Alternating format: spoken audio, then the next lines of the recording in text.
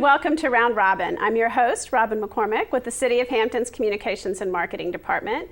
And today we're going to talk about what happens during or after a disaster. And we need some extra people, some more boots on the ground, and we're going to tell you how you can help. Hey, Robin. Great to be back. I was here last year about this time talking about emergency preparedness. So. Well, you know, it's the time of year when we start thinking about preparing, but today we're not going to talk about individual preparedness, but how people can be trained volunteers, because it takes a lot of people to cover after a major disaster. Yes, it certainly does.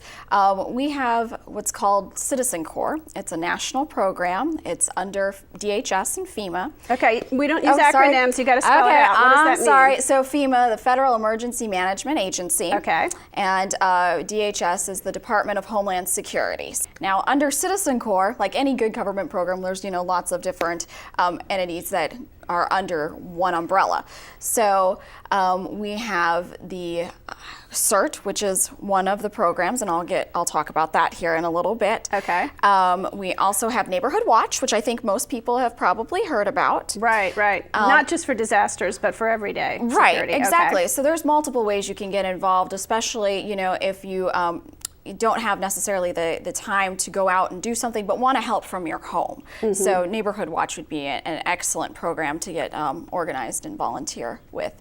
Also, there's volunteer and police services, which we equate in Hampton to our police alumni organization. Right, okay. And they're fabulous. They help out with Bay Days, and also I believe they help out with the Blackbeard Festival as well, doing some patrols so crowd and helping control with that. And traffic and things. Yes, yep, and assisting the police wherever they're needed at.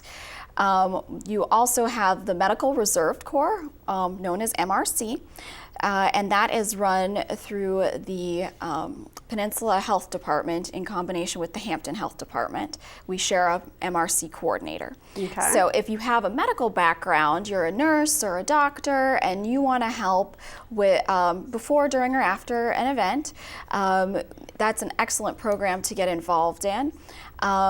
They also take people that do not have a medical background but are interested. Because you can still do intake you or sure help, can. Keep people yes. comfortable. And a perfect example of using our MRC volunteers was a couple years ago we had that really bad flu outbreak. Well, that's who was staffing our shot clinics. It was, Hampton Health Department along with the MRC volunteers. So you can really extend the government's reach by using volunteers. You only use them when you need them. It's not like they have to commit every day. Correct. But people who maybe have a little time or a special skill can step up when the need arises. But you have to be trained. You do. And you have to be on the trained. list. Yes, you do. You have to go through some background checks, and there are some basic courses that you need to take with any of these programs. Then you also have, let me think here. Cert. Oh, in Hampton, we also have CART, which is our Community Animal Response Team. I believe we have talked about them before. They're an excellent resource for us, and they're all volunteer, and currently we only have, about 15 or so. And they assist us with staffing the pet shelter component. When we open shelters in the city of Hampton for residents, it is very important for us to have a place for people to bring their pets. So that has just become a bigger and bigger issue where people don't want to leave their homes if they have to leave their pets behind. But it isn't necessarily an appropriate use of staff or taxpayer dollars because we really need to be focused on human life. And so extending that by using the volunteers, and you have people who are passionate animal lovers who have that niche and want to be involved in that way. And it allows the city to offer a service, but to defray the cost of it. Right, exactly. So so far we have, if you're someone who is very interested in medical or, police type services, you're interested in that, or if you're interested in animals, or if you just want to learn more about emergency management and how you can be prepared yourself, CERT is the way to go. Okay, so tell us what that stands for. Okay, Community Emergency Response Team. I like that, team. So you're not out there on your own, no, you're not part of a team. Nope, the whole goal of CERT is what we train people to do is you take care of yourself, and then you take care of your adjacent neighbors, and then you're going to form a team for your community. So you're going to have your rally point in your area of the community, and then you will go assist, like say after a tornado or after a hurricane. The Office of Emergency Management will say, hey, we need, we'll do a call down list and say, we need you guys to go out and do some surveying of, your neighborhood. Can you guys put together a team and go out? But the important thing about this is you have to go through the training. Right. And so it is a 9-module course. It takes 7 days, or we do it over 7 days. It's not fire days. They're generally 3 hours each day. The last day, though, is about 5 hours, because you do go through a practical where we set up a disaster scenario for you. We have some dummies and some victims. And see, that's cool. And it might sound intimidating, but you have to realize when you get in a real situation, it will not be as intimidating that time, because you will have had the preparation. Yeah, and you're prepared. You know what to expect, or what to possibly expect, and then you also have the resources and the training to handle it. So for example, if we do basic first aid, basic triage, you'll learn how to do those. Those are always good things to know. I mean, like even if you just have a family, how to do family picnic, you can still end up with an injury that requires that. And speaking of family picnics, the way mine generally go, end up with a fire extinguisher as well. So you learn fire extinguisher training. I don't know how many people have honestly ever had the opportunity to try a fire extinguisher, practice with it, see, what the pushback is from using it, and all that sort of stuff, so that, so you learn those skills so that you'll be better prepared, not only in case of a disaster, but in case something happens in your home as well. There's also a disaster psychology portion of it. You learn about Cert and the organization in general. So it's a lot of good skills. We teach people how to turn off, the pipes and the gas lines going into your house. That's one of your fancy tools that you have here. So people who go through the training learn to use some of these tools, and then you give them the backpack full, so it's at the ready. Yes, so they are ready to go. So if something happens in their community, they can just head out the door and go. We used to have all the backpack stations at firehouses, but then you had to go to the firehouse to go get your backpack, and then that would take a little bit of time. Sometimes you can't get out of the neighborhood, or you need it there, like you said. You do yourself first, and then your neighbors. And I, will remember a year ago, actually, right after the tornado that hit Hampton. I don't know if it was officially a trained volunteer. I think it was actually a former police officer or fire person who knocked on our door, did a little head count, is everybody safe? And thought, didn't even occur to me. So I went next door and woke up my neighbor, and put flares in the road where the down power lines were, and just did that sort of immediate, secure the area and see if anyone needs immediate medical attention. It was so helpful. Yes. And so we have under Cert, there's several different areas that you can go into once you become a Cert member. You can do the planning. You always need a good plan as into how you're going to operate during a disaster. So there's a planning section. There's so maybe if you're not the person who's going to reach in and turn off the gas line, you might be someone who could plan and organize. Exactly. You can do the paperwork, and because there's always paperwork to be done. Especially when all those government acronyms, each one requires a different level of paperwork, I'm sure. Yes, it does. But it's good to know that too. Going through these different courses, you definitely learn more about the government and the different opportunities that you have to be involved and to help, and things that are out there.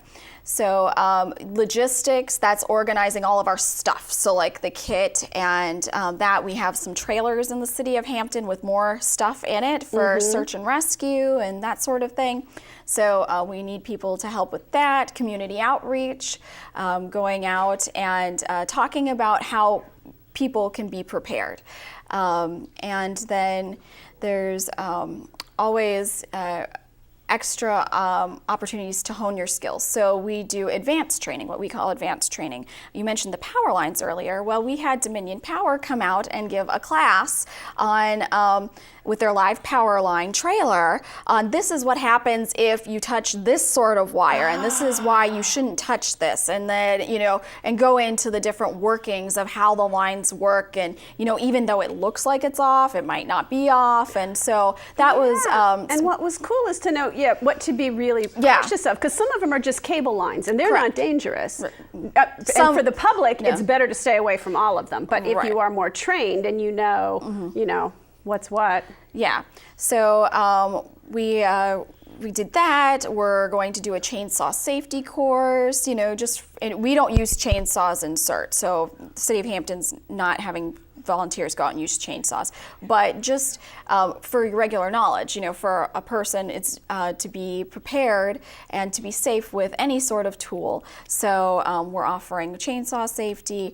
We're also going to be offering a pet CPR class again. That went over really well. That's a tag team with CART. So, and then also under Citizen Corps in Hampton, we have the amateur radio group, or the Hampton Public Service Team. They're also known as. And they assist us with radio communications. They're our backup communications. So they can talk to the State Emergency Operations Center, and they can talk to different people that are in their homes again, in different areas of Hampton, saying, it's flooding here a lot, or this is our weather conditions over here, and then they relay all that information up into the emergency operations for Hampton, so we can. And that's so important, because mostly we all think, we can still communicate via the web and text and Facebook and cell phone. It's possible for the cell towers to go out, but it's also in the littlest disaster now. I mean, like the earthquake, which didn't really hit Hampton. You couldn't call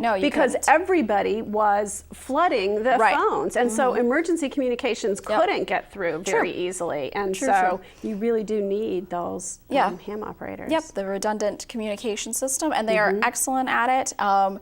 They have they're actually doing a community day. They have their amateur radio day coming up here soon, so if you want to contact our office to get more information on that, you can. That's going to be in June.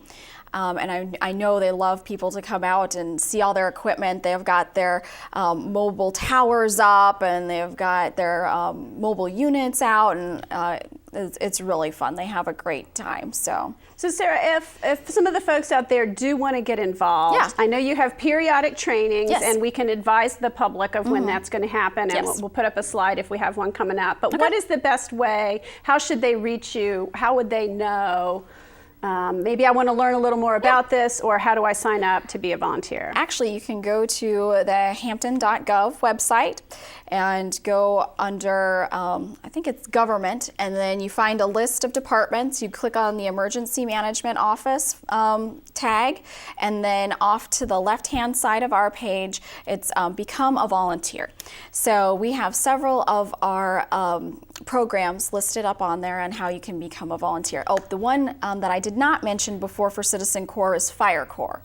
So that's through the fire department. It's not being a volunteer firefighter, but it's helping them again with the paperwork, organizing. You can also, become part of the auxiliary or those sorts of things. So that was the fifth official Citizen Corps group. And then we also have partners with, we're also partners with the Red Cross, and the Salvation Army. Those nonprofits step in a disaster and also provide relief. And again, they want people to be trained. They don't just throw folks out there. Right. No, that's one of the misconceptions about disasters is, yes, we always do ask for volunteers, but it's much better if you come and we will use our trained volunteers first. So we're going to go through through the Medical Reserve Corps. We're going to go through the Red Cross. We're going to use our Cert volunteers.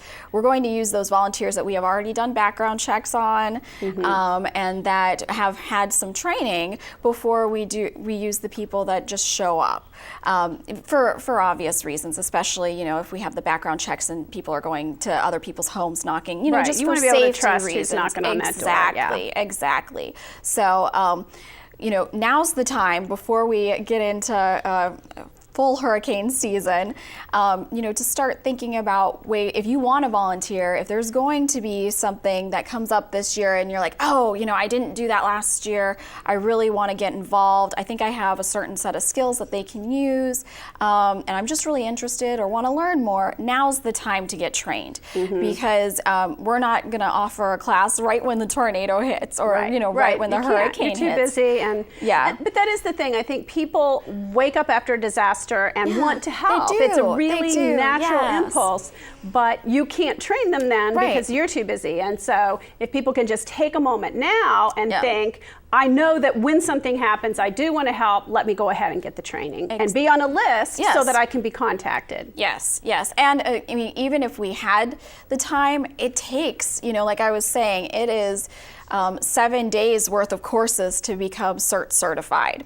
9 modules, 7 days, 3 hours each, final one being about 5 hours. So, it is a time commitment, and we realize that. We are asking people for quite a bit of time, but we think that you also get a lot of really good skills out of it as well that you can use. Well, exactly. You can help your own family in a disaster first, and you are more prepared, more equipped with the physical equipment, but also with the knowledge and with the training that comes with it. Yes.